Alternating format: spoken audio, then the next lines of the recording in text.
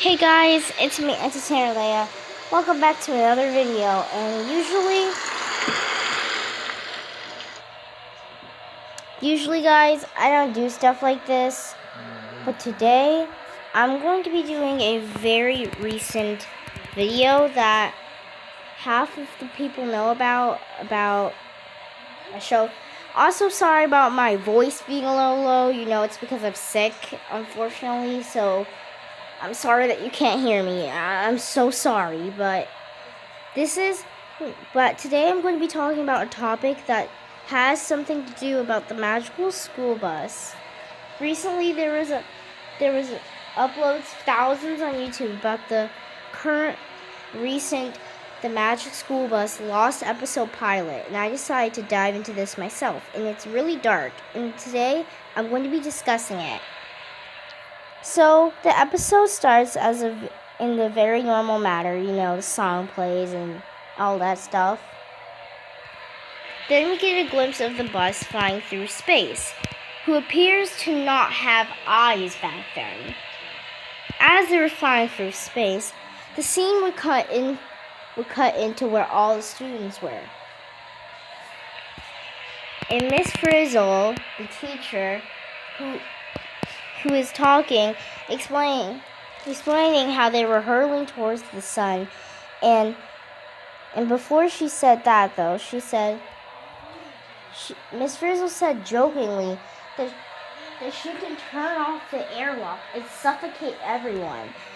But she also said that no one could leave, which was the strange part. This is when it began to get really, really weird and a little creepy. But then that's when Miss Frizzle asked and told all the students to go into a forced sleep. Everyone was hesitant at first, but they listened. When all the students were asleep,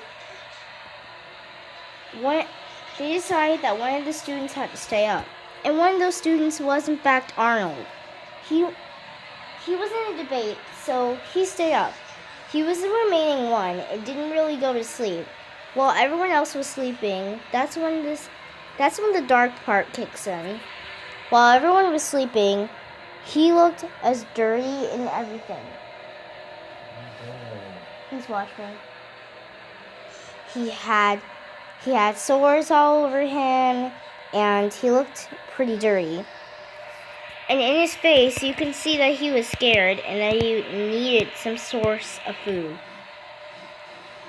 Then that's when he began to yell, "I can't breathe." And then the scene cuts really close to Arnold. And then he just began to yell at Miss Frizzle saying, "You didn't give me enough food." And then Miss Frizzle said, "Oh, Arnold, I did." The scene cuts into the bus, showing where all the kids and students were. This is when Arnold came to realize his students were not sleeping, and they weren't breathing either. He had actually realized that Miss Frizzle had actually euthanized all the students in the bus. So they weren't sleeping, and yet they weren't breathing either. So when Arnold finally realized this, he was shocked. Watch me. Can't watch. I'm about to go to sleep. Please. Mama, watch me. So. I go to work in the morning. I gotta sleep. So then that's when Arnold gets very hungry, and there was a faint voice in the distance, but it sounded very dark and kind of distinct, but you could basically kind of make out to what it's saying. The voice said, there was a silent whisper that described saying, "Eat them." In the middle of the door, or the corner of the door, Arnold went to the corner of the door and saw a scalpel laying on the floor.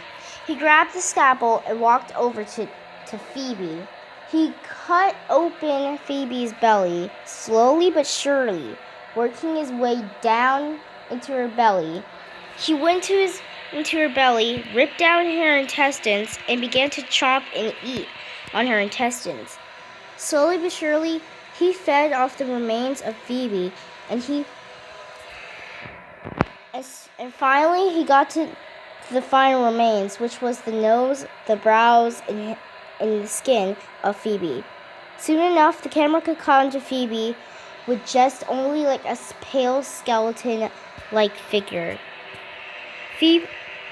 Arnold still picking off the remains of Phoebe, trying to eat. After that, Arnold basically ate half of the students in the school, except his cousin Janet. He absolutely refused to eat Janet. He even nibbled on all the ears of the students in the school bus. And the next person, who was the unlucky person he decided to eat, was in fact Carlos.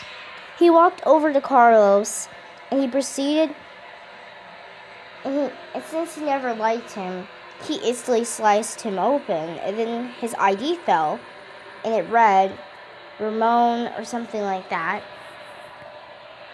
And it was actually the thing that was written on the wall currently. Arnold didn't care and began to start chomping and eating off Carlos.